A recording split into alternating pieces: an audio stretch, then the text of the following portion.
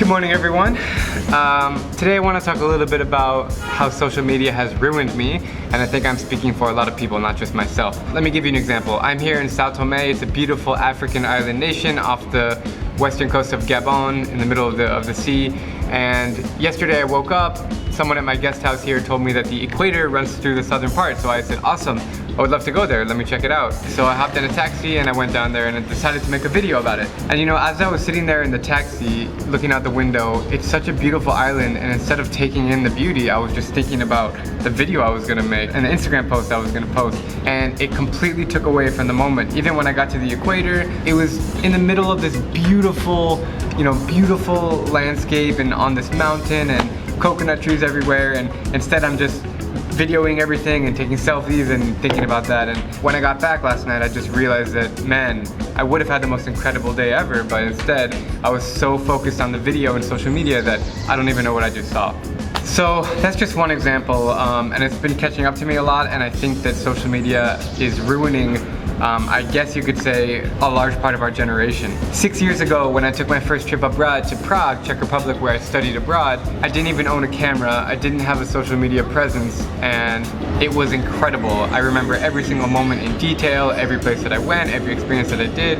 It was completely raw and authentic and very, very, very enjoyable. Fast forward to now, and the complete opposite has happened because of social media. To be honest, I can't really go one day without posting. I can't even go one day without internet. It has completely taken over my life, and it has kind of drained what traveling is, because to be honest, traveling is my passion. Filmmaking and posting on social media is not. I understand, there's two ends to the story, because I understand that I've made social media and videos my full-time job, and I'm very thankful for that. So it's kind of a catch-22, because on one hand I feel like I want to quit making videos and quit social media, but on the other hand it's funding the bills and it's letting me travel more. So I don't think I'm gonna stop.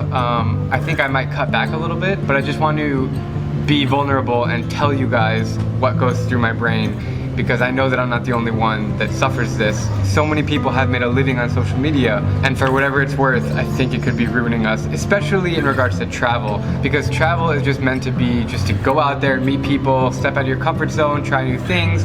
And while I'm still doing that, there's always this pressure on my shoulders to continue producing content for you guys to watch. It just leads to a very stressful life, and I've developed anxiety in many situations. I'm noticing that I'm super anxious, I'm tapping my feet, I'm grinding my teeth, and and I'm always trying to move so fast because time is so valuable to me, because I need to spend basically 6 hours editing every day and filming and finding people to film with and writing scripts.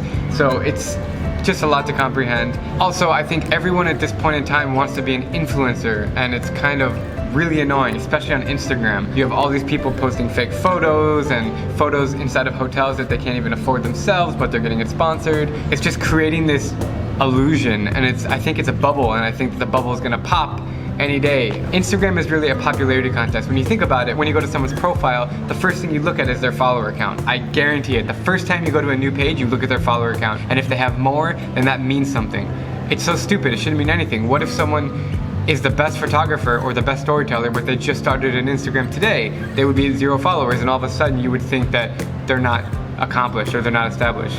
Through video at least, it's something I can be myself and I can be real, because there's no Photoshop involved, and you guys know who I am, you know my personality. So I think that's a way that it kind of separates from Instagram. But nonetheless, I still think that it's a big bubble that's gonna pop soon, and I'm thinking about the future, what I'm gonna do. I'm still focused on visiting every country, and that's always been my #1 passion, and I love telling stories with you guys, but it's just been challenging, especially with my video views being down 500% still. So it's hard to stay motivated to keep doing this, but I'm gonna keep trucking along. I'm very thankful for social media because it has let me connect with so many of you. Like in Africa here, I'm meeting people in every country through social media, so I don't plan on stopping. I think it's an incredible thing for what it's worth, but I think that in moderation it needs to be cut back a little bit, because otherwise I'm literally gonna drive myself crazy making these videos and posting every 5 minutes on social media. Anyways, would love to get you guys' thoughts, comments, reactions on what I have explained about social media ruining my life. Is it ruining your life?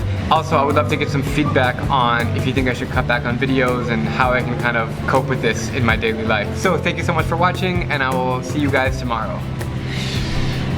Was that good? I'm Drewbinsky, and if you like my travel videos, please click subscribe and join me as I plan to visit every country in the world.